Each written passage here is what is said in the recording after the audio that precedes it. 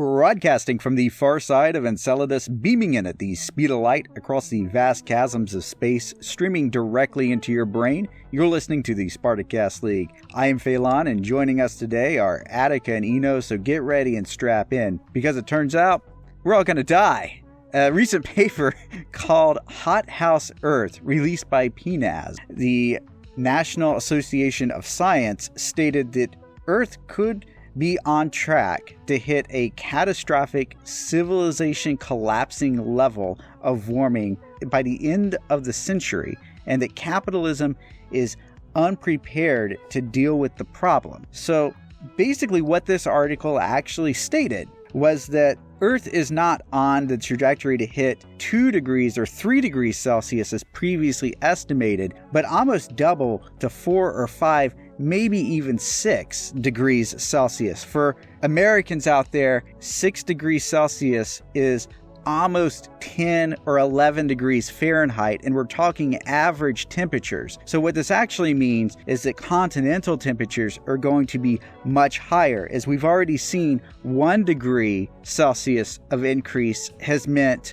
Europe receiving summers with 90, 100 degree weather, which is unheard of, especially on a regular basis. What's happening here is that all of this warming is actually triggering other positive feedback cycles. So what they're saying here is that there is the potential for a climate collapse where the system runs away. And the reason this is because the cycles that normally sequester carbon in the environment will stop doing so. The melting of the permafrost, for instance, will add more greenhouse gases to the atmosphere, which will heat the Earth, causing the ice to melt, which reflects off some of the heat from the sun because that ice is no longer there, and instead, in its place, is a darker ocean surface. And then with all of that occurring, the equatorial temperatures will begin to rise, causing the rainforest to collapse and convert from forest to savanna.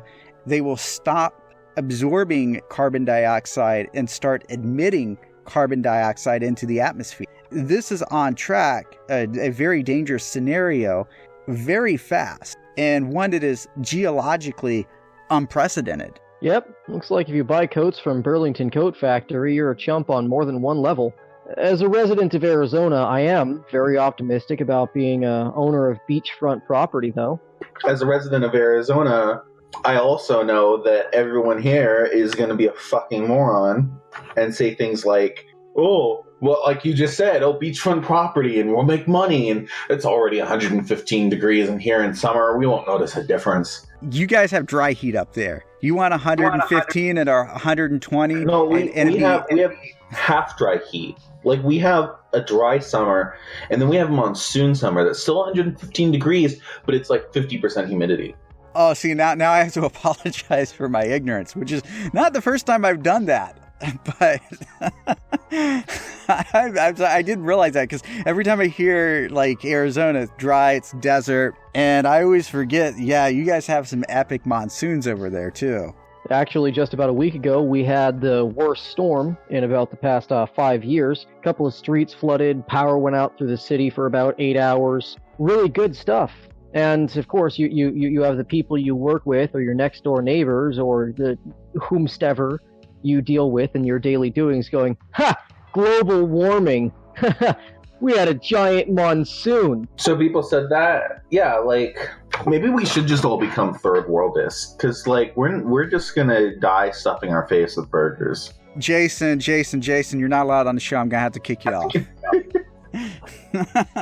I love you, bro, but, you know, you gotta get rid of the mohawk, because you're only allowed to have one mohawk on the show, and that's mine. You actually have a mohawk? Yeah, I do. I got a mohawk and a mullet. What? Have you seen this thing? I gotta show you. No, I've only seen your beer belly. What? Okay, I gotta show the mohawk mullet, and if the listeners are lucky, I might do a face reveal, which there are pictures of me on the internet, so it's not like I would be like revealing like personal information.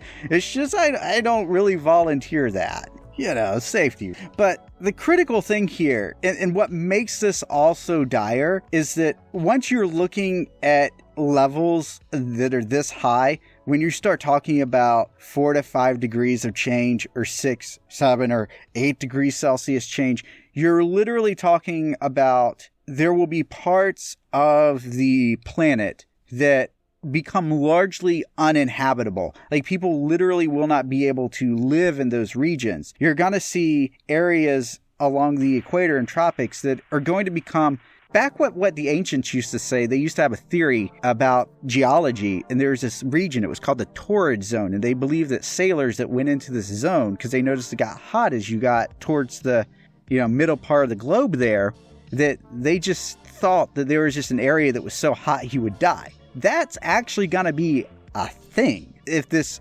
continues. We're going to see regions where it going above 50 degrees Celsius will be a regular thing that happens during the summer. And at 50 degrees Celsius, a lot of your ecosystem starts collapsing. Insects start to die. Like, the reptiles actually start dying. Like, this is a very, very severe scenario. Plants obviously start dying as well. And we're already starting to see 50 degrees Celsius hit in places like Pakistan and India, in spots in South America, of course, all over the Middle East right now. What people don't understand is a lot of these places that this is going to become a regular occurrence, this is where we get a lot of our luxuries that we really like in our lives, like coffee and chocolate. And a lot of people want to say, well, it's not going to be that big a deal, but hey, if you're a capitalist and you love coffee, could you just imagine a world without coffee for a second? There's an asterisk. That asterisk is, it's not going to be that big of a deal for me, a white guy in LA. Fuck those brown people. This is why I don't think the alt-right actually thinks that global warming isn't real. I think they know it's real and they're cheering it on. I think I kind of get where you're going with this. So there was last decade a report that was commissioned by the United States military.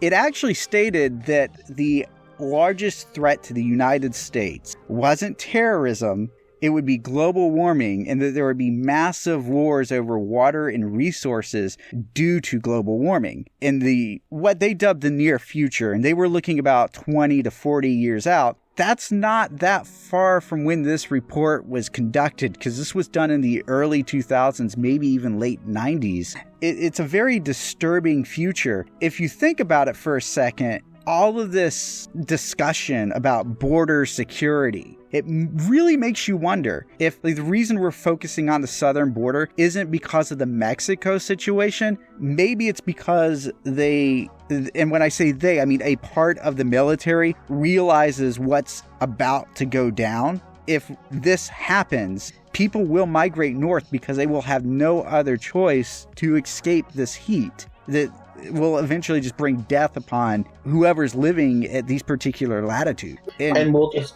genocide them, by the way.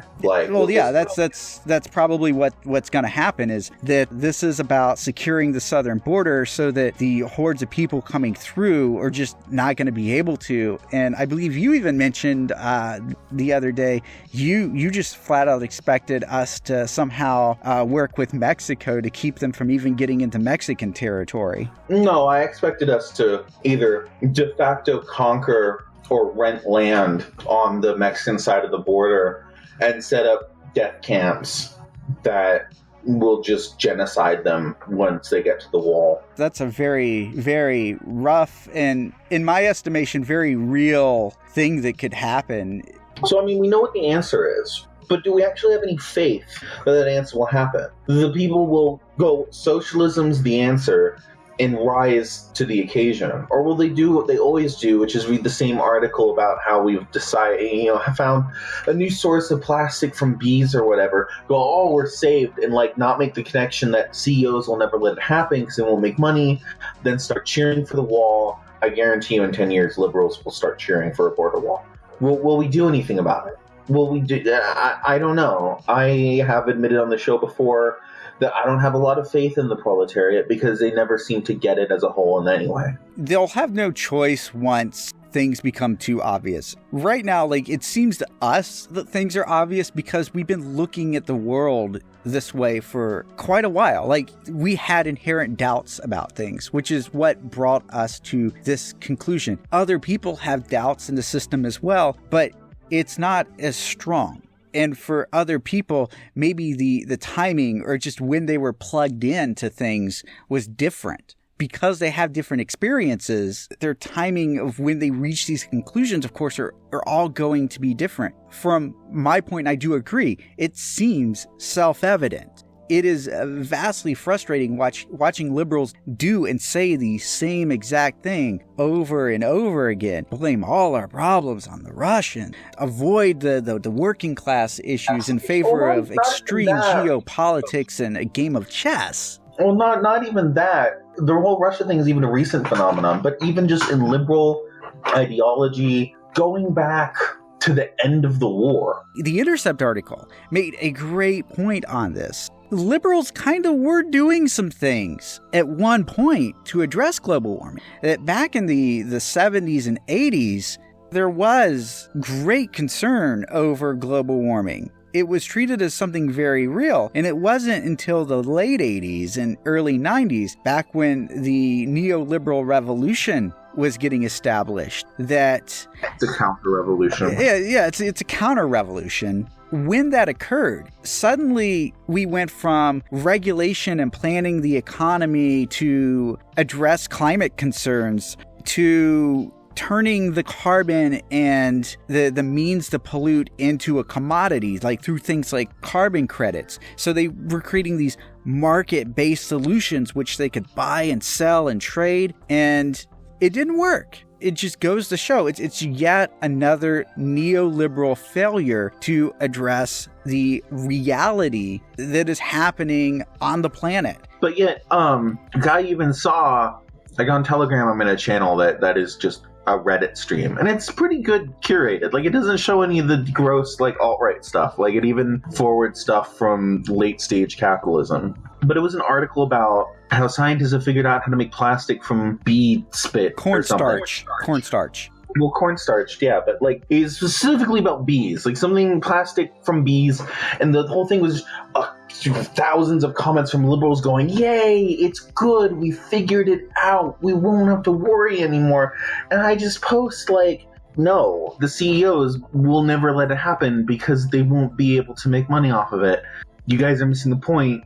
Nothing will ever get fixed under capitalism, and I'm just downvoted into oblivion. It's like the only thing I can most sympathize with the alt-right with is the mutual dissatisfaction and shame in liberals' inability to grasp the obvious and their propensity to just fall for the same thing monthly. That's why the alt-right is such a threat to the real left, because they do provide a very provocative platform with very simple answers, and they require minimum reading or explanation. It's just, you got a problem? Well, it's the Jews, and here's why. Or any other kind of non-white. Yeah, pretty much. And speaking of the alt-right, they had numerous rallies earlier this month, back towards the start of the month. I just want to say, before we go into the alt-right and completely leave the world's boiling, so what does any of the rest of the things we talk about in the show matter? The alt-right doesn't have power. Yes, they're a threat and we're mad at them, but we really need to be getting more mad at liberals, because neoliberalism still has the power. Yeah, I know Trump's president and there's a Republican Congress, but we still haven't deviated from the standard neoliberal operation of things. Actually, I would caveat that. I would say that, yeah, the alt-right has power. They actually have tremendous amount of power. It's really scary. But the potential power of liberals is much greater. The reason that the alt-right is as energized as it is because of the failure of liberals just to go out and do anything, because liberals are the most demotivated bunch of people, because they could have stopped this. Like, they really could have stopped it. Donald Trump did not have to become president. We actually could have had Hillary Clinton become president, and yeah, a lot of terrible stuff would still be the same and suck. But you know what? trans people wouldn't be getting lynched. Gay people wouldn't be being harassed in the way that they are. A lot of the things that are happening just more and more often just wouldn't be occurring. And life would be... It wouldn't be great. Don't get me wrong. It's not going to be great. It's not going to be perfect. But it would be marginally and measurably better than it would have been under Trump. To be honest, if Clinton was president, I probably wouldn't have woken up and realized I was a communist. That is a popular accelerationist talking point. But, like, beyond that, the whole thing I was getting at is that liberals aren't changing. They're making the same mistake to the point where social democrats seem revolutionary to people. That's how deep of a hole we're in, and that's how stagnant liberals are. And yet they're hanging on and not doing anything and making the same mistake and getting excited about the same damn article every month and chasing their tail. I think while they're chasing their tail, we're actually showing great strides in victory. Like, these rallies, really, okay, Portland was a draw. The protesters and the counter-protesters, of course, both had to leave because things did get heated towards the end there. The only reason that we really kind of had to call a draw on Portland is because the police showed up and just started indiscriminately launching flash grenades at Antifa counter-protesters. I would disagree with indiscriminate. A headshot is pretty discriminate. I watched an interesting Zero Books video about this. It stated that the difference between Portland and all the other rallies was Portland was not a Nazi rally. It was a fascist rally. It was much more in the Italian vein, in which you saw shirts that said Pinochet did nothing wrong, but not shirts that say lynch it's actually a much easier point for them to rally around, because then you can get the people who are like, oh yeah, nationalism and you fuck the left, but I don't really want to be waving around a Nazi flag. Oh, what, you'll give that to me? Oh yeah, sure, I can show up to that rally. I won't get fired for that.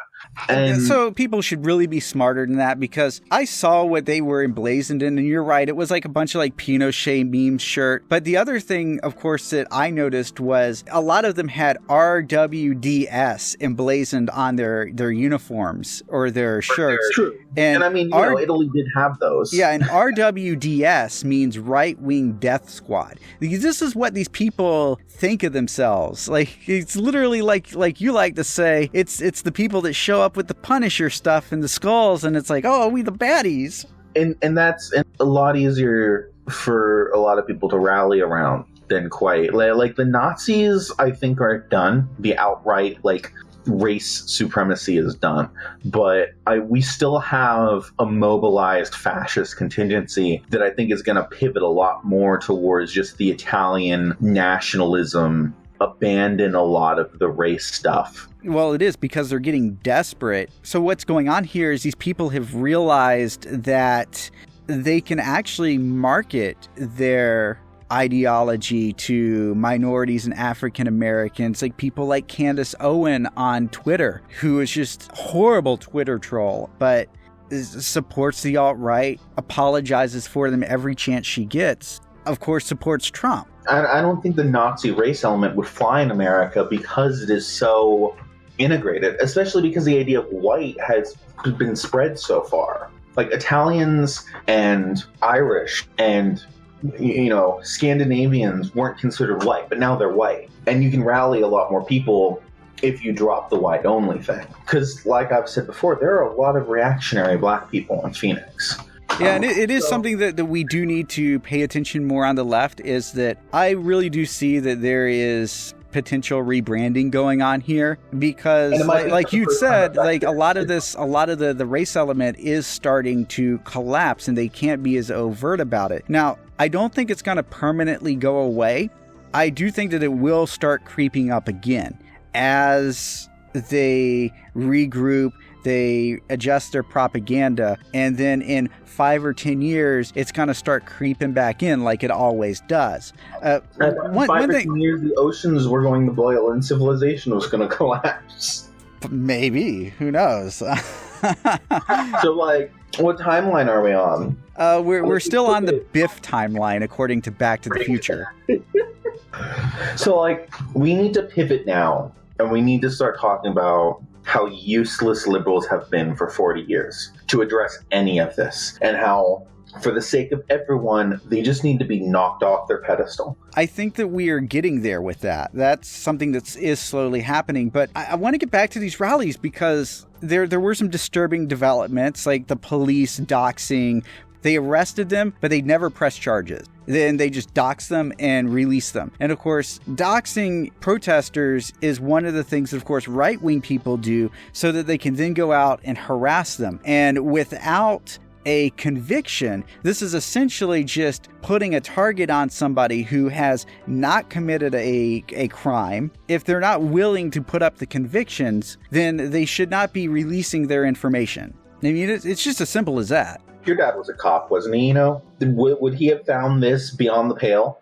Probably, yeah. He claims that he got into it for the right reasons, but he's fairly centrist. But he does believe in the rule of law and order, and he is skeptical of these protesters. He's skeptical of Antifa and everything. And I think that's something that a lot of people feel is like, oh yeah, you can protest, that's your rights, and you can disagree with the system and petition and write your congressman, and you can peaceably assemble. But as soon as you call somebody Antifa, I think it's like the old school Aleister Crowley school of magic kind of thought, like, well, yeah, it's you name the thing and you take its power away. As soon as you call somebody Antifa to a very large swath of the American public, they stop being a person and they start being a dangerous terrorist. Because we're so deep in the hole that breaking a window is terrorism. Yeah, any damage to private property is akin to taking a life. We're not even blowing it up. Like, someone came at me on Twitter and was like, actually, Antifa's the real terrorist. I'm like, we're not blowing buildings up. We're not assassinating political opponents. We occasionally will break a window. But if you're equating breaking a window with terrorism, then you're already so far gone. And in the meantime, the right wing is actually going out and killing people. Yeah. See, Twitter isn't a platform that I should be on because I have a much shorter and more succinct answer to that. See, that'll get you banned from Twitter. I got banned from Twitter for making a turf/lawnmower pun. That was a totally serviceable pun, by the way. Were you banned? No. Okay, they told me in an email previously, we're watching your account because somebody reported this tweet, but you're good to go. They gave me the warning email and said that I didn't have to delete the tweet. This morning, I wake up and my account is locked, and I got 4 more emails from Twitter over essentially the same joke, and they locked my account. And one of them was the same post. Like a week? Or you're gone? It was 7 days, but I set a appeal for the ban because I didn't want to agree to the terms that said that I did anything wrong. And in the appeal, I basically wrote to them and said that if you guys think I did something wrong, then I want you to delete my profile from the platform and I'm leaving Twitter. Ooh. I have a conspiracy theory about this, by the way, and this may be a little bit off, but bear with me. I think I was banned in reality for sharing a post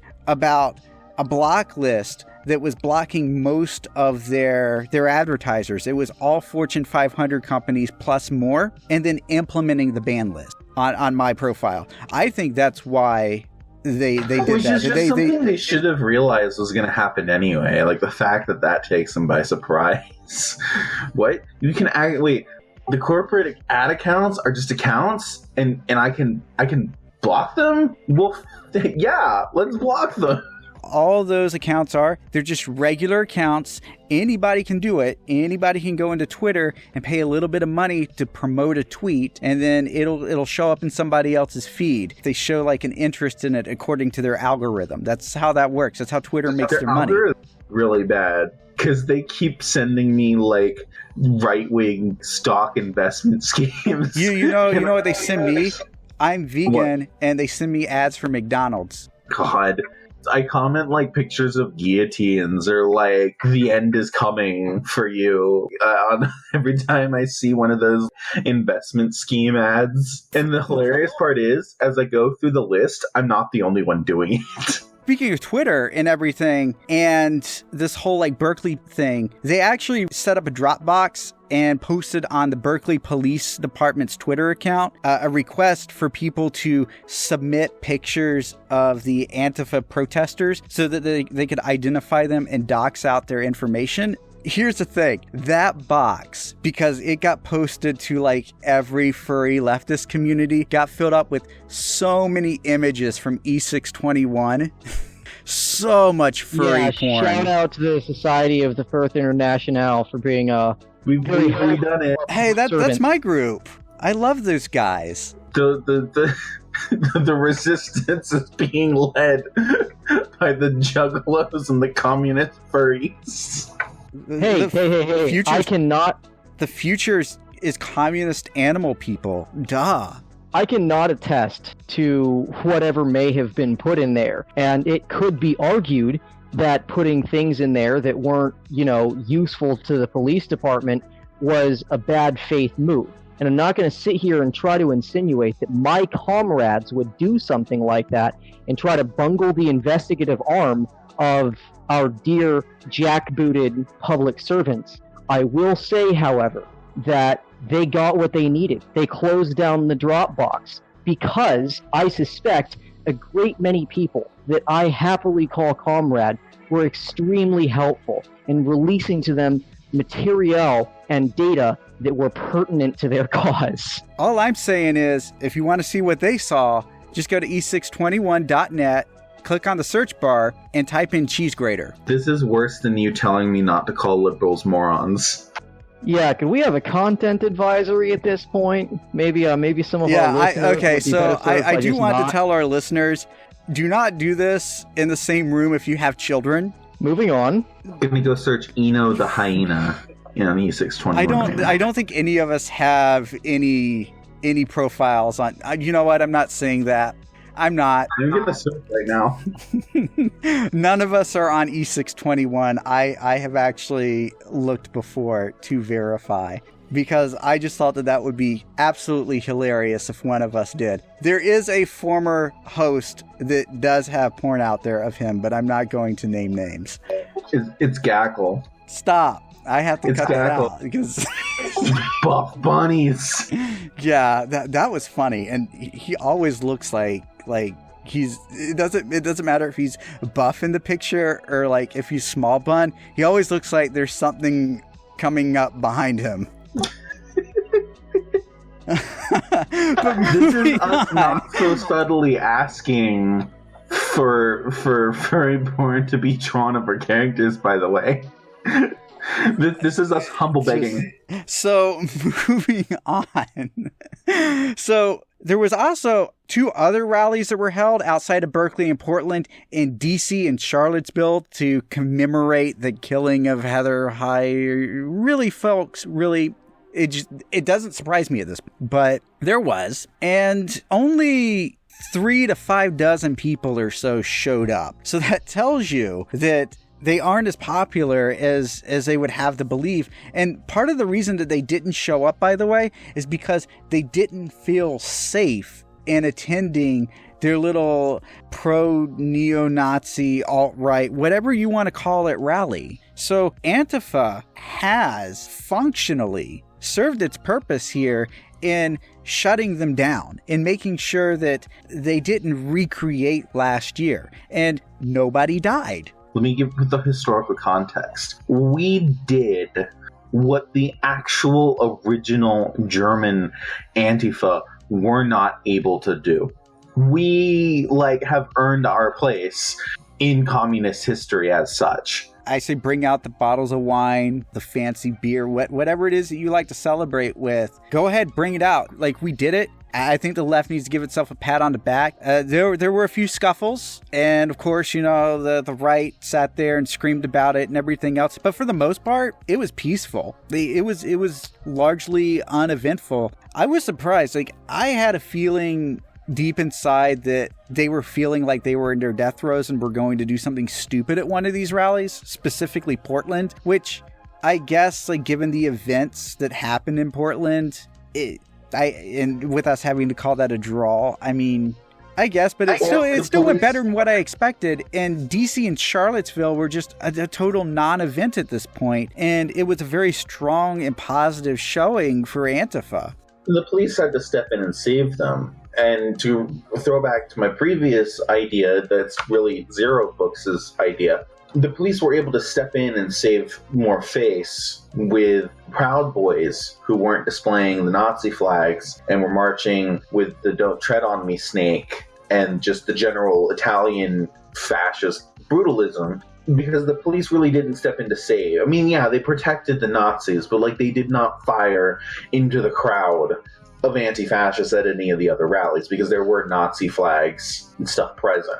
And speaking of the alt-right being deplatformed, Alex Jones got banned from everywhere. And we're talking Spotify, Facebook, iTunes, the Google Music Store, even Twitter, which at first defended him until Alex Jones decided to tell everybody on his Periscope account to go ahead, get your guns, and start shooting at the left, basically. What is it? The clip was like, the left are everywhere. Their targets are... I forget how he listed it. Please tell me you have the clip. I don't have the clip handy, unfortunately, but he said that the targets were the police, the firemen, civil servants or something like that, talk show hosts. And that was like the one thing that was like out in like left field was just like talk show hosts. It's like, yeah, we get it. You're paranoid, Alex. We got you. Talk show hosts. Everyone else. Not just talk show hosts. But the whole reason for this deplatforming, it isn't due to like a mass plot of censorship against the alt-right like he would have you believe. The reason that he was deplatformed is because of legal reasons, because he was going out and committing defamation, libel, and slander towards victims of mass shootings. He was actual libel and slander. Actual like victims. When the alt-right says we commit libel and slander by showing them screenshots of them saying all the Jews need to die and just showing people what they said publicly. Like actual lies he made up. Exactly. So basically what happened was he has several different lawsuits from the parents of the Sandy Hook shooting years ago, where he just outright said that Sandy Hook was a false flag event. All of those victims were just actors making everything up. There were some very interesting right-wing talking points that, of course, were incorrect, that were being spread all over Twitter. And the first one was, and the nuclear take, was Nick Fuentes compared Alex Jones's ban to Kristallnacht and said that this was the beginning of the white Holocaust. Alex Jones being banned from Twitter. I'm going to pick a bone with Jimmy Dore here and get ready to do your Jimmy Dore voice because it's a really good Jimmy Dore voice. Jimmy Dore is the only one on the left, and yes, even though I know he's a social democrat, I'm going to say on the left, he's the only one on the left who has been making a big deal about this. He said that it was going to be used, and now he's showing proof that it's being used to ban and silence leftist channels and Facebook groups and Twitters and whatnot. And I just have to think, like, maybe... because it's a sort of a topic of conversation among the left. Is Jimmy Dore really a communist? He's just playing to be a social democrat? Jimmy Dore is a social democrat. He is not a socialist. That's where a lot of the confusion comes from. I have a lot of respect for Jimmy Dore, and I like a lot what he does. But this is something that I do disagree with here. Because, one, what Alex Jones did when he was defaming like the Sandy Hook victims, people went after those families. Conspiracy theorists went armed and threatened the victims of Sandy Hook. And that's where this is important to understand. That this isn't just him saying something and there's zero consequences. No, there was very real world consequences for his speech. This is like the Pizzagate thing, where he went on and he talked about Pizzagate.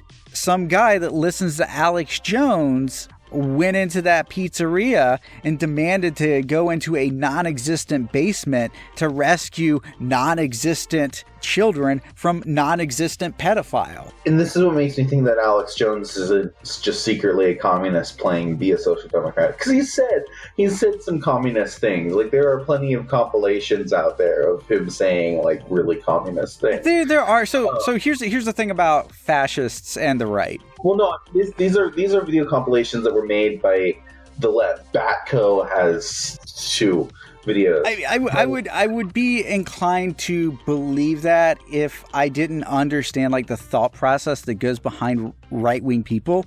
The fascist ideology is not a pleasant one. It's not one that a lot of like right-wingers necessarily want to believe in.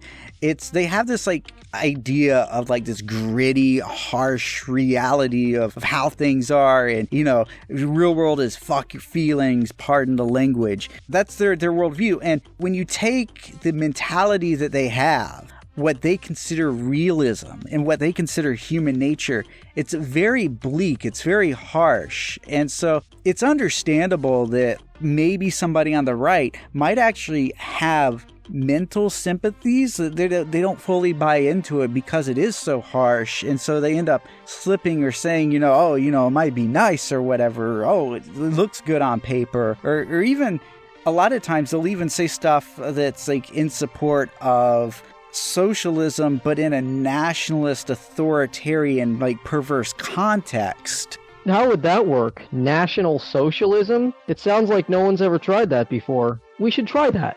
Oh, it works, sort of, not really, actually, because they end up killing all the socialists, and then you're just left with nationalism. The rebuttal to Jimmy Dore here. The rebuttal is that they're already doing it and have been doing it for a long time. Leftists have been kicked off platforms like since the beginning. I mean, it's hard for leftists to be taken seriously within the political realm. I mean, when was the last time you saw a socialist candidate at a debate? I mean, that's a real platform. And this is what really shows to me that he is just a social democrat, is like, this is the new thing to him. He thinks that he's like the first big left voice because there haven't been any more. And, he's going to be tolerated because he's not actually questioning capitalism. He's just wants to take a little bit of their money and put it towards a welfare state and still wants to uphold the system as a whole. And some capitalists are willing to do that because they realize the end of the road if they don't, and it drives a wedge between them. And that's how you get social democracy anyway. It makes certain capitalists compromise with a welfare state because they see that if they don't, they're going to lose the whole pie. This already happens to the left. Jimmy Dore is maybe worried about his own channel because this is a new Jimmy Dore, of course he is worried about his own channel. The other thing is that other media in the past have been censored off of Facebook for far longer. Even like Telesaur, and they're a big network. They had some of their pages depublished from the Facebook platform. And so did a grassroots Venezuelan media organization, which escapes me but it wasn't funded by the Venezuelan government. It was something that was totally grassroots, but because they supported the Venezuelan Bolivian socialist movement and therefore Maduro, their voice was deplatformed off of Facebook. But America can sit there and basically pollute the Venezuelan dialogue and send in political pundits that flood Venezuelan social media using talking points from the School of America for people that know what that is. And if you don't know what the School of America is, you damn well need to get acquainted with it if you want to understand anything involving modern Latin American history. So I'm not concerned too much here with this whole idea of, the platforms and everything, like the left are going to get deplatformed too. And so they've already been coming after us. Unlike the right, I think that we're kind of uniquely prepared for for deplatforming. Our ideas have persisted as long as they have, even within niche circles, and they are exploding. People want this kind of information. They're curious about these kind of opinions. For the first time in modern history socialist ideas are just exploding. Even if we get kicked off of Twitter, even if we get kicked off of Facebook, we're going to create our own platforms. We're already doing that with things like Mastodon, things like... And when that happens to the Social Democrats, it becomes self-evident to them. That's the time to go in and say, hey, by the way, the whole system sucks. We don't just need universal health care. I totally see Jimmy Dore's point here. It's just I disagree with it because we already have the solution. The solution is creating platforms that are divorced from these large companies run by tech bros. And the alt-right tried to do that when they first started getting deplatformed. They tried to make their own alt-right YouTube and stuff. But it didn't work because they were all trying to grift each other. Even with alt-furry going, like alt-furry in response to the Nazi furs fuck off badge banners that are just being handed out at conventions now. Well, Len went and got pins made. It says Antifa furs fuck off and broken hammer and sickle and the stupid snake flag and what all. They're not giving them out. They're trying to grift each other into buying them for $5 each for this stupid pin. It's that whole thing with every platform they tried to make, whereas leftists, they don't ask for that. Okay, so you know what? I do agree with that, but I actually do think that maybe charging a little bit, not a lot, like $2 a month maybe, for a left-wing social platform for access to it would be enough to keep out people that have bad intent, enough to cover the costs of maintaining the infrastructure of the website and stuff like that as well. It may actually be beneficial. It's one of my beliefs that one of the biggest problems of the modern internet actually is because we all went for the freebies. And it turns out that these freebies are all run by these tech bros who found a way that you're not paying for it, so you're not the customer. The customer is who they're selling your data to. So it's all these other companies, it's advertisers, etc. And yeah, but then I mean, on the face of it, get a lot of socialists that are going to be angry, like, oh well, now you're trying to sell me a Che t-shirt. It becomes Che t-shirts, and I recently sold some Nazi for fuck off vinyl stickers. I was going to start selling t-shirts, and I'm like, this doesn't feel right. I feel like a profiteer, and it's not what I'm about. So I think at some point, like, I understand the feeling, but I definitely do see that you have to be pragmatic at some point, and I think relying on advertisers has really gotten the web in a place that... Well, no one's going to advertise on the leftist side anyway. Nobody's going to advertise to leftists, but it created platforms that weren't conductive to leftist ideas. So then we get deplatformed off of these networks and stuff like that, and it's predictable. Of course, like what you said, like with, oh, this was happening before even Alex Jones. Well, of course it did. It's obvious that it would, because our ideas run counter to the interest of these businesses, especially in the long run. These sites, they'd have to do something for the people. Like the IWW charges dues, but they do a lot. I think if you just had a website that charged $1 or $2, maybe $3, and provided something like a Mastodon instance, a diaspora instance, maybe like an IRC. Something awful had this business model, and it was specifically to keep trolls out. But then you just got like higher end trolls who could afford to pay $10. Well, of course. See, the point is you want to make it to where it's cheap enough to where it's not going to be a burden for somebody, but it still pays for maintenance. You know what it could do? It could provide secure forums. Exactly. That's what I'm thinking. Like, you have like a forum, you have a Mastodon instance, you have like all of this kind of stuff. You only pay a couple of bucks a month for it, and you're getting a great package here that allows you to kind of communicate, within a leftist community. And if you have it federated, then you could communicate with other Mastodon instances no problem. And of course, through blacklisting, blocklisting, etc., you're getting rid of all the trolls on the other instances that you federate with. Getting back, though, to the whole, like, conspiracy thing, like with Alex Jones and him, like, inspiring people to do stuff like what I said, like the whole Pizzagate thing, when I said the whole harassment thing. It's just like we just had, like, another story in the news of a conspiracy theorist burning down like a whole forest, and he believed in all of the conspiracies, like every single one of them. QAnon, reptilians, Nasera, which was like the first big internet conspiracy. If you guys want to go look that up, boy, that's a hoot. Nesara. Yeah, go look that up. It's some of the weirdest stuff you've ever read. The Citizen Sovereign movement, he was part of that. Of course, he believed in Pizzagate, the reptilians. The only conspiracy theory I hope are real are the reptilians, because I want them to be sexy. See, I knew that you were going to say that. How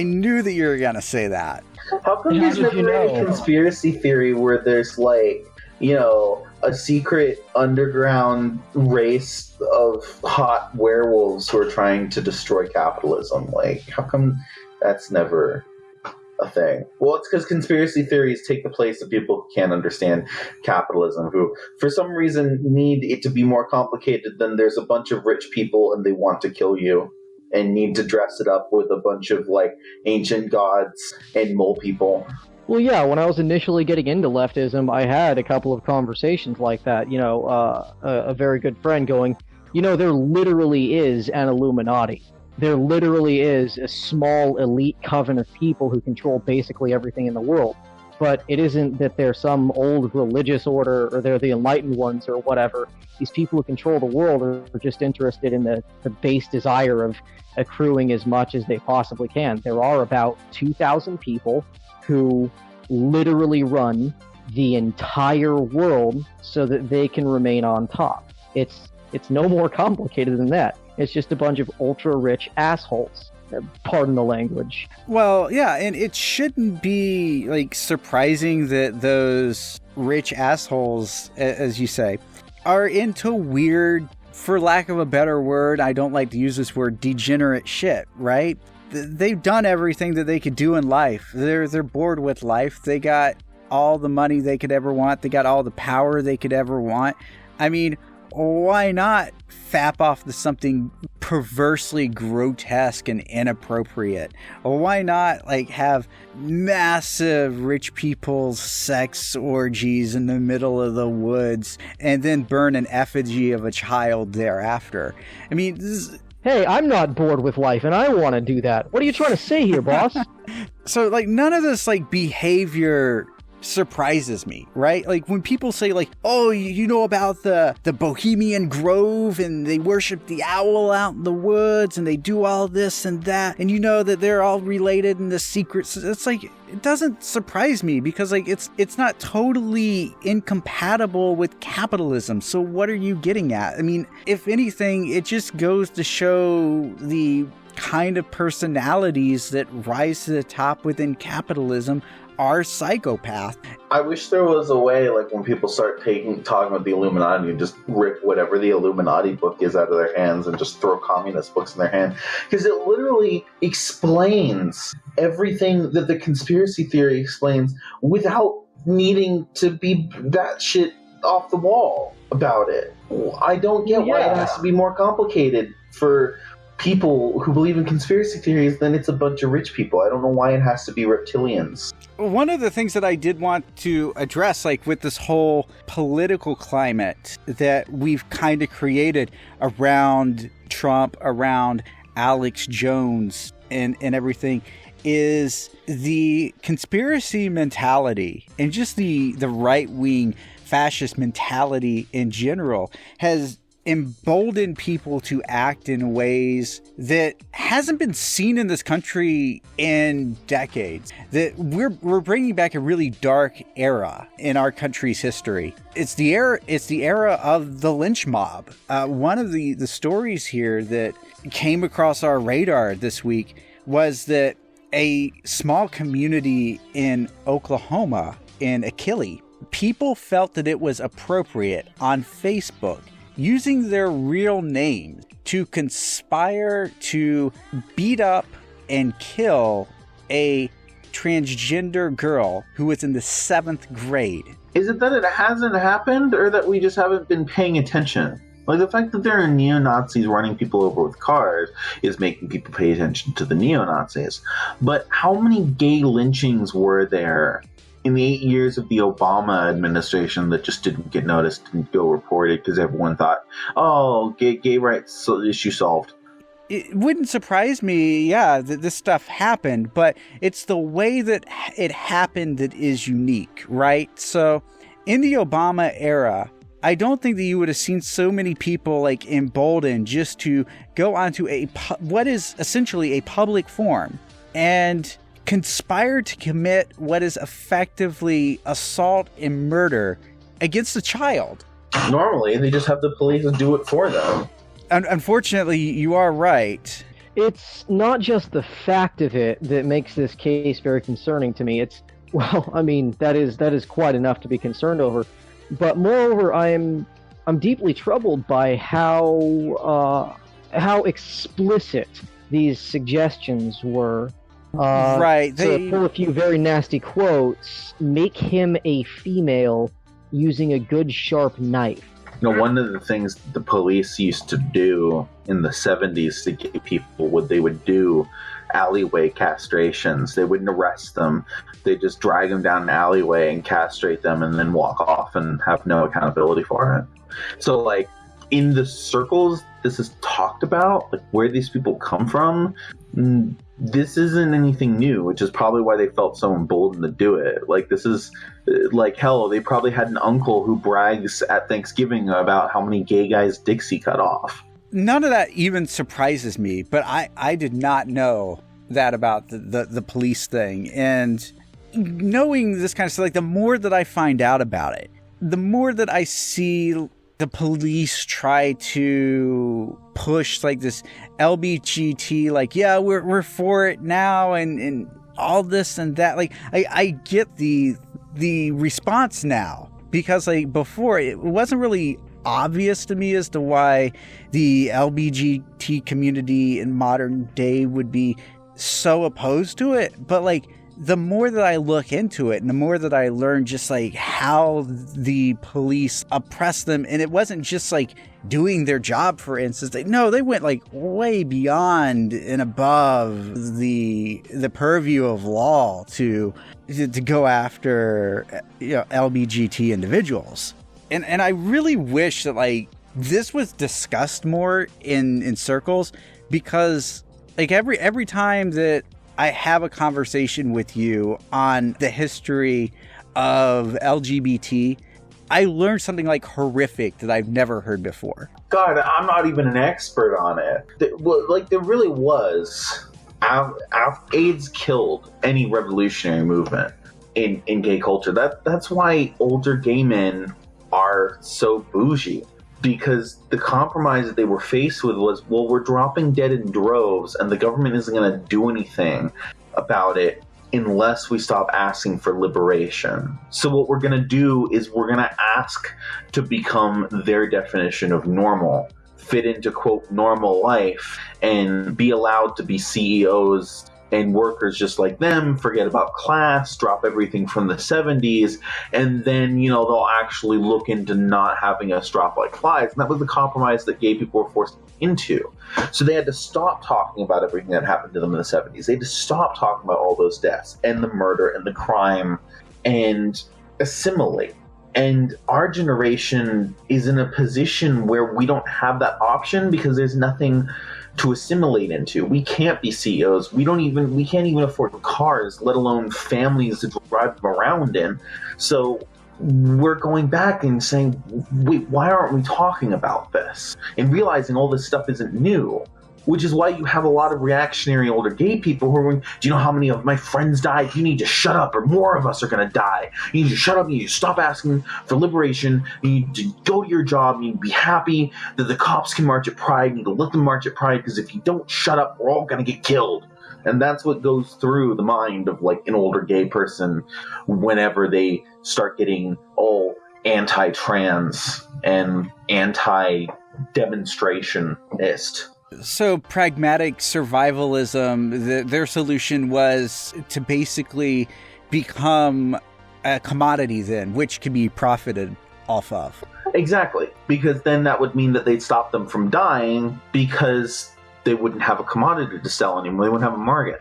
Marketize yourself, and then suddenly the government and the bourgeoisie have an interest in keeping you alive, but only insofar as you adhere to their market definitions, which our generation is rejecting. And all this is like very interesting, like with the cop response though, because the police response to this particular incident regarding this 12-year-old transgender girl, which the article names Maddie, but that's a safe name. That's not her actual name to my understanding. So that's what we're going to use. We're just going to call her Maddie or Madison. The school shut down for 2 days because it was such a problem. The administration realized, no, they have to do something about it.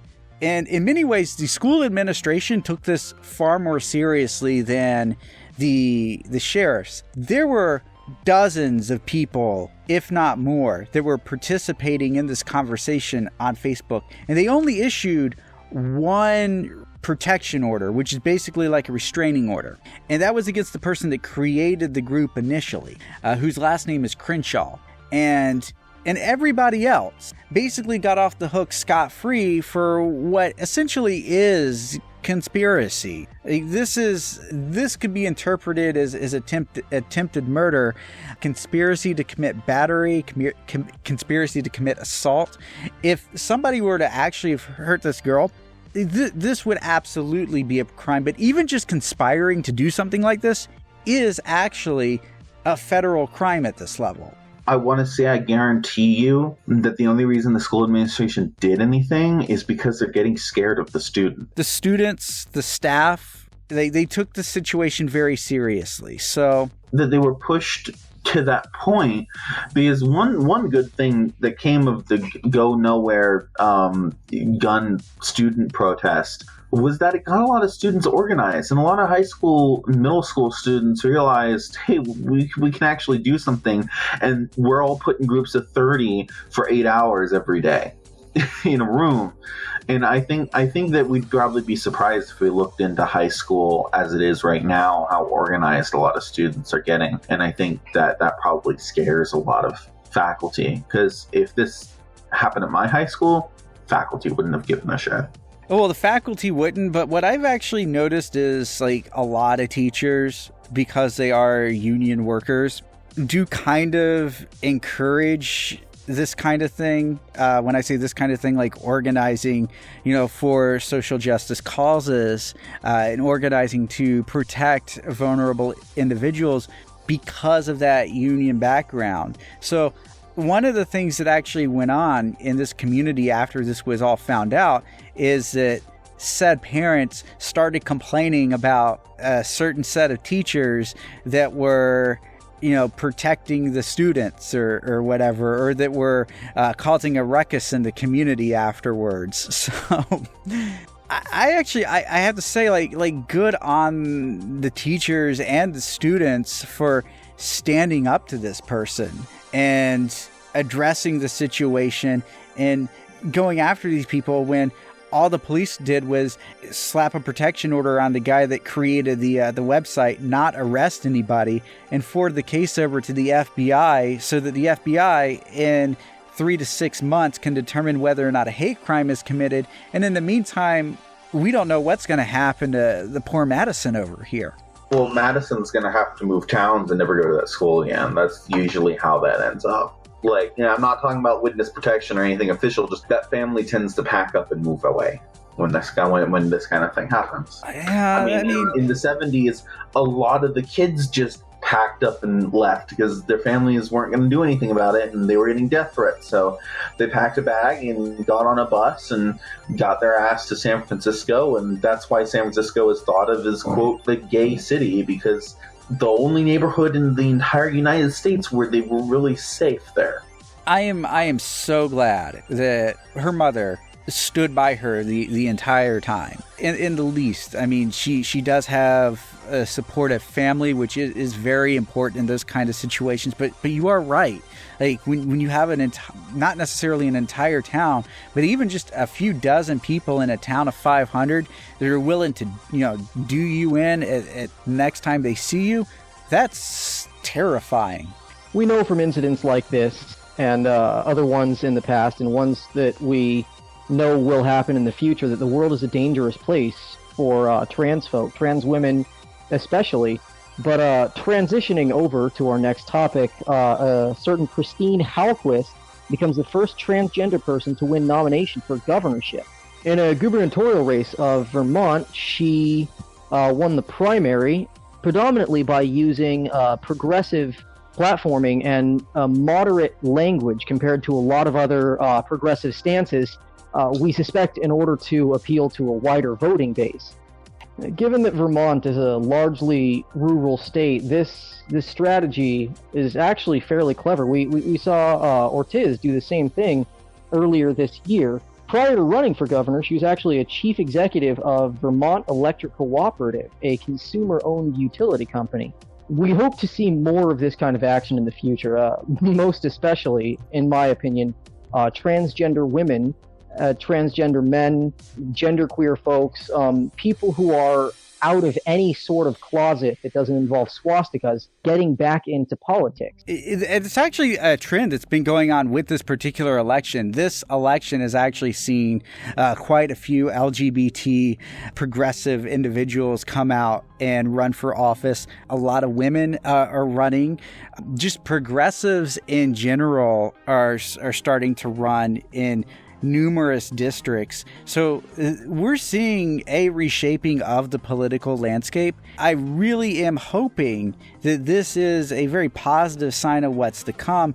And the way that she actually positioned her platform was done in such a way that it doesn't use any of the big scary words that might ward off, the rural voter because she is in Vermont, but also it still is very progressive and it covers the scope of the governorship. So she's not saying anything on the platform that would drive away a Republican, a potential voter who would be, normally Republican, but maybe, is on the fence about their political ideology or whatever. At the very least, this does shift the Overton window, if incrementally further left, which is really, really what we need in this country right now, because by the standards of many other industrialized nations, American politics are categorically right. Even our left, the liberals, are right-wing compared to what actual leftism tries to espouse as an ideology and as a political stance. Really, this is the first time in 40, 50 years that we're really seeing like any move that's anywhere close to leftism. I mean, yeah, it's social democracy, so I understand of course the apprehensions on Reddit, and of course we've kind of went over the cautions of electoral politics. It does have its limitation, but it's still important because these people getting in power, it shows that the right wing isn't as strong as they think they are, and it removes that boldness that they currently have. Well, it's also kind of a prerequisite to a revolution. If you look at the Russian Revolution, who was in power? Social Democrats. They were in power for 6 months, but the Bolsheviks rode the wave to revolution by saying and pointing out how the Social Democrats have not accomplished any of their promises. They didn't end the war, they didn't do land redistribution, they didn't do anything that the Bolsheviks actually promised and actually did. In Germany, it was the same with Rosa. Rosa rode to revolution by pointing out the Social Democrats haven't done crap. Even in America, during the 1930s and even the 40s, communists and socialists were a pretty large political power, especially compared to what they are now. And they rode in on the wave of Roosevelt's social democracy. And they were such a powerhouse that it wasn't until McCarthy came along in the 50s, this guy out in the middle of nowhere whose political career was crumbling and clinged on to a new Red Scare to save his own political skin. It wasn't until that happened, really, that communism and socialism became verboten in American politics. And extrapolating upon this point, that revolution tends to come on the heels of leftists being in power, extrapolating on the idea of shifting the Overton window left, this could foster class consciousness to a huge degree, given that if and when these policy changes that these progressives who are getting into office are proposing start to come to fruition, people will see how beneficial it is to society at large. I think that that's already happening. I mean, we just had a vote in Missouri where in one of the reddest states in the union, voters overwhelmingly voted down right to work. There was 67% support for voting down right to work in Missouri. That is unheard of, especially in a red state. That's what you get for calling them flyover country and cousin fuckers, and just abandoning them as too stupid to be smart enough to vote for the Democratic Party. They end up voting for Republican until suddenly they're given the opportunity to actually decide some policy for themselves, and then boom, they get massive revenge, because it didn't just say what the ballot initiative was specifically for right to work for like government unions like teachers, right? And by voting it down, it obliterated all right to work in the state because of how it was written. Basically what Proposition A did is that it took the Janus ruling and applied it to private companies. So the Janus ruling only affected public institutions, like government jobs, basically. And what they did was they made it illegal for unions to charge an agency fee for representation of non-union members. And non-union members also do have a legal obligation to represent non-union members. So it becomes a threat in the fact that it could vastly drain the coffers of unions and make it harder for them to advocate for workers because they'd have less funds and less resources available to them.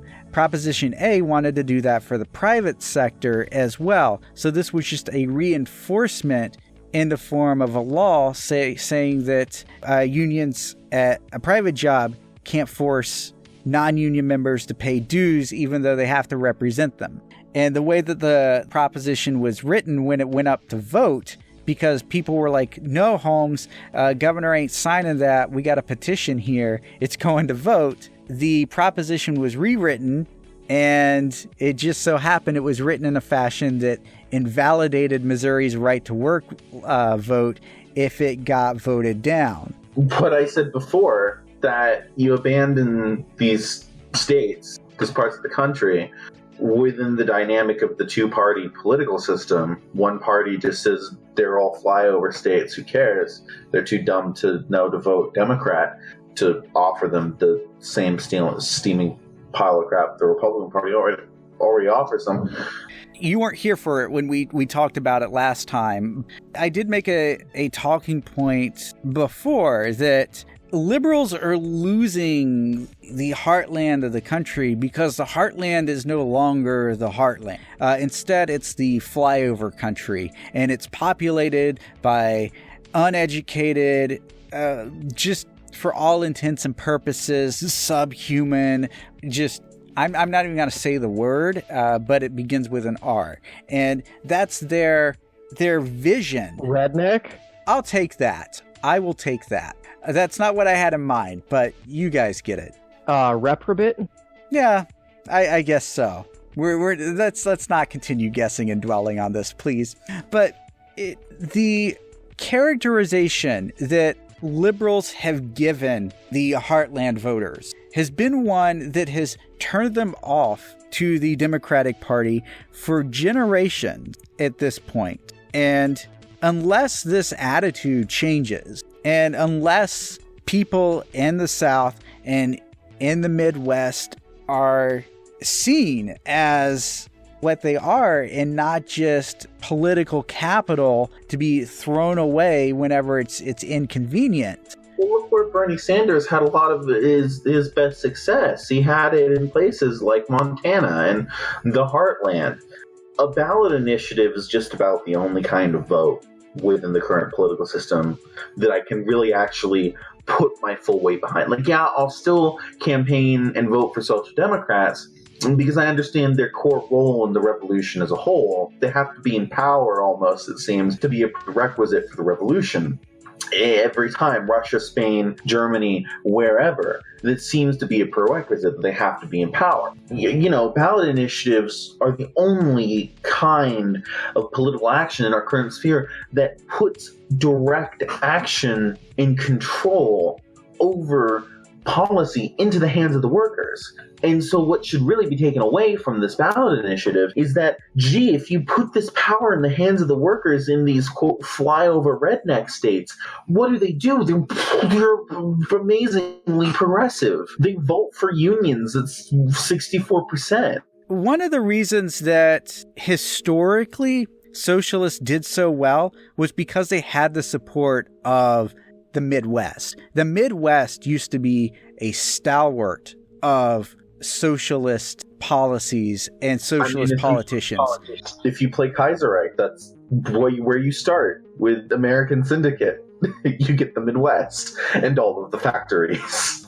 Well, yeah, on one level, it's not very surprising. I mean, how many of us have seen the redneck revolt propaganda? How many of us have seen those YouTube videos of this big bearded hick going, you know, there's actually nothing more redneck than being against the powers that be, and that's just a bunch of rich people trying to exploit us. How many of us have heard those old pro-union bluegrass songs? It's not terribly surprising when you look at it, and I feel like it's almost a propaganda point that the right has in its pocket, that these ivory tower liberals and Democrats don't care about these salt-of-the-earth, God's honest people. It is very obviously a problem that needs addressing, that a lot of these Republican voters feel betrayed by the Democratic Party, much in the way that a lot of genuine leftists feel betrayed by the Democratic Party. But I would say that to a certain degree, a lot of these communities are a lot further left than the media gives them credit for, and that might very well be fueling the fire that pushes them further right. It's not surprising to me at all. I mean, Newsweek's report puts it at 67% of the vote was to knock down the Right to Work initiative.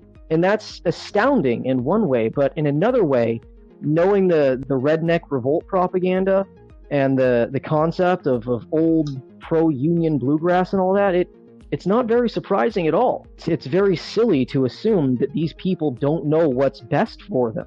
And I genuinely think that's an idea that we need to wholly discard. Now, I want to, as a bisexual fox man furry, I do want to also raise the question and point out that even with their historically left-wing economics and politics, these are still pretty reactionary cultures. Don't get me wrong, I don't think that the 64% of people who voted, because that's what it was, 64%, right? That voted essentially to not pass the ballot initiative, essentially voted for a union. 67, but yeah, I'll take that. They also wouldn't quite think it'd be great that I hang around in a giant fox costume and try to bang every single person on the convention floor. Like, it's still, and I think this is why historically socialists and communists have had a problem with gay history, and why it so frequently seems to get screwed over is because these are still very socially reactionary cultures, and you end up trading your industrial base that is economically left, but still kind of a reactionary culture for, you know, the small subset of gay activists that desperately just want to be allowed to live. It is a concern. That's no lie there. Like, historically, it's turned out that a lot of people economically on the left are not necessarily socially on the left, and I agree. Like Joe Cockshot, that's his name, who put together a study that basically proves with the computer technology we have, we could calculate labor values of products in a socialist economy in real time. And that's something the Soviet Union could never do, which is why they never abolished money. Also writes long blog posts about, why transgender people aren't really women and need to shut up. So, like, the two are not tied together in the way that a lot of leftists want to believe, that economics is a direct, or that social opinions are a direct reflection of economics. And if we just get rid of capitalism, then everyone will be okay with banging in giant animal costumes. It's that long march of progress that takes time, unfortunately. It is a concern. However, I do think that it's getting better. It's slowly getting better. It's there. And right now we have more people accepting of these ideas than have ever accepted it before. Part of that is exposure, because the people that are most accepting of gay people, of trans people, are generally the areas where these people are out and they have to interact with them. As far as my personal experience goes, not nearly all leftists are deviants, but nearly all the deviants I know are leftists. And I think that says something, again, about all of the different inroads to leftism. I think that being a deviant of any stripe makes you part of a marginalized community, a rather large marginalized community. And we know that being a member of a marginalized community puts you on a direct path to leftism. Economic hardship is another one. Being super woke and reading every one of the sacred texts is another one. But I think that that's one of the reasons that the left is and shall probably for a long time remain so fractured. And that's one of the reasons that a lot of leftists can't really hang with the whole redneck revolt thing and see Hicks as, actual people, is because they don't respond well to other types of leftism or people who took a different inlet to leftist thought. I've noticed that too, that there is a big fracture within the leftist community, and like we experience, that's how my chat room started actually. So I understand that there's a need to embrace ideas that make you uncomfortable. And you'll notice one thing, like even in the chat that I run, I really work hard not to ban people. I tolerate a lot of stuff, and it's also because you're a horrible tanky who wants to shove everyone who's not a tanky in gulag. No, he's a secret fed. Oh, so I'm just getting the information from everybody. That's it. Yeah, that's totally it. You caught me. The information about the next really gay furry orgy. Jeez, Even if you were and started out that way, I don't think you are anymore. There's a lot of FBI agents and CIA agents who were sent to go and infiltrate the Black civil rights movement and ended up siding with them and going, wow, you're right, this is fucked up, and sympathizing with them, and even turning on the FBI and CIA by not divulging a lot of the information, just enough so that they still did their job, but they were sympathizing with the civil rights activists, so they didn't actually endanger any of their activism. Well, actually, a couple of good friends of mine and I have discussed Phelan in great depth, mostly concerning the whole he's a secret fed thing, and we largely came to the conclusion of, so what? We don't release information to him that could get our door kicked in.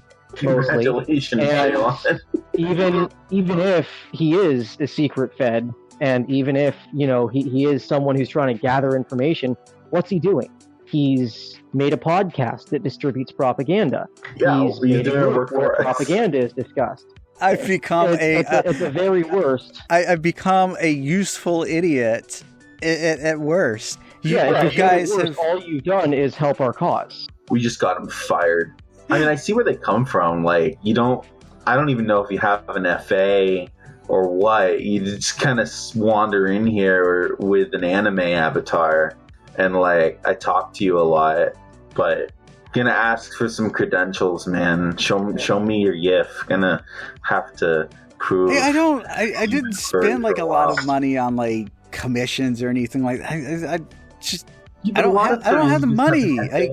Throw up a picture of a fox or whatever. If I could, I'd commission the hell out of some art. I tell you what. Tell you what. I tell you what. See, that's the Southern coming out of me, you guys. I tell you what. We have one more story here before we go tonight that I wanted to bring up. So, and this is great. Yes. The left has gained yet another folk hero. Tell me more. Well, so far we've got, you people have worms in your brains. We've got, what up, bootlickers? We've got, I'm literally a communist. And now we've got, oh damn, they shutting this bitch down! I'm sure you've seen the video. You wanna touch briefly on the contents of that wonderful video? So we can't show the video because it contains the N-word like 60 times, and YouTube and possibly SoundCloud will censor it because they're opportunists who will censor out leftist voices, as we have said before. But yeah, it was powerful. This guy was filming all of these Latino workers just shutting down the shop and leaving because the boss there was super racist, and he fired a couple Latino workers, including their safety manager, because their safety manager didn't want to translate what he was saying into Spanish at the site because it wasn't his job to do so. And he had a long history of heckling the Latino workers. They'd actually speak amongst themselves, evidently, when he came around, because he would come around and record people and try to trip them up when they're working and try to find any reason he could to get them fired or send them home. So when he finally did fire, I believe, 3 people, if I remember correctly, nearly the entire working population of the warehouse up and left. Yeah, and his mind was just blown over the issue. Like, he was excited while he was recording this, like, saying, like, you know, this is what African Americans should be doing. This is what everybody should be doing. Why aren't we doing this? And really, he has a point. We as workers, white, black, otherwise, need to stick together and be willing to stand up to bosses that are tyrannical. Sic semper tyrannis. Workplace edition. What made this even better was just the fact that these workers, they weren't even part of a union. So they weren't unionized workers who just decided to strike officially. No, they just wildcat and walked out. And, you know, wildcat strike is my favorite kind of strike. Good stuff. The most interesting part of this to me was the fallout in the Oh yeah, yeah. You know what the best part is this guy. His name was Antoine Dangerfield, and you know Dangerfield, he don't get no respect, but this guy got a lot of respect from his friends because his friends started him up a GoFundMe, and he got $35,000 after he was fired because he refused to take down a video, and they tried to bribe him $250 to take it down beforehand. I mean, firstly, the video went viral, naturally, as damn well it should. Immediately went viral. So what would he reasonably be expected to do about that? And secondly, really, $250. He scared those bougies. He scared them good, and that was their first and best offer? $250. I mean, come on, like you gotta really step that up. Like a month's pay. Like a month's pay. Like, come on. It's just like I remember when I was doing the organizing when I worked at PinFed, there was an agreement among all of the workers there that if they offered each of us $1 million, we'd quit on the spot. Of course, they never gave us $1 million each, but that would have also, if they would have did that, would have also shown how desperate they were as well. So I gotta go get food for my cat, for Stalina. I'm gonna starve Stalina. It's supposed to be the other way around. Wow. So you go get food for your cat.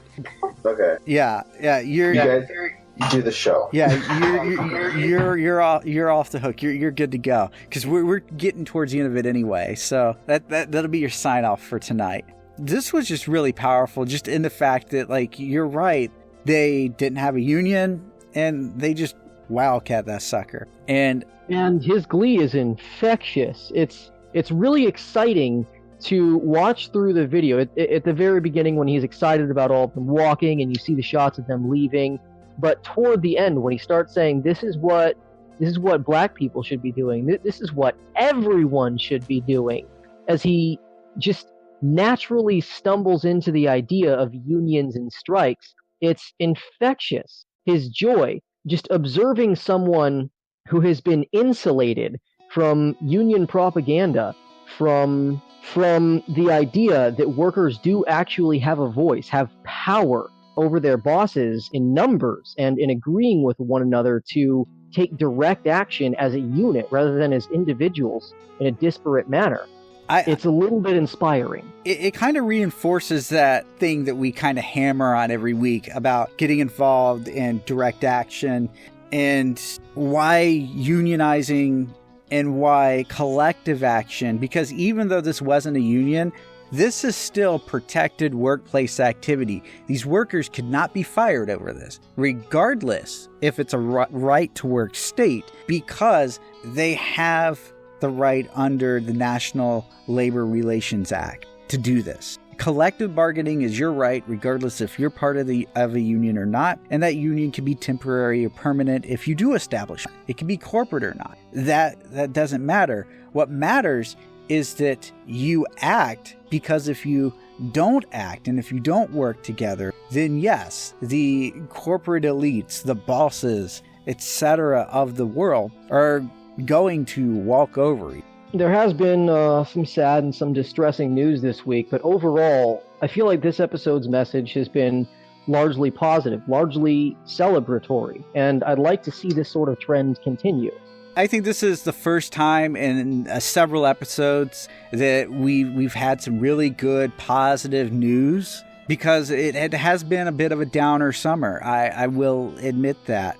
And so seeing all of this is very much a relief. I would hope that this trend continues again, and I know that each and every one of you listening to this has the power in your hands and in your neighbor's hands and in your comrades' hands to help this trend move on, to help shift the Overton window left, to help reshape the surface of American politics, to change the social fabric, or whatever you want to call it.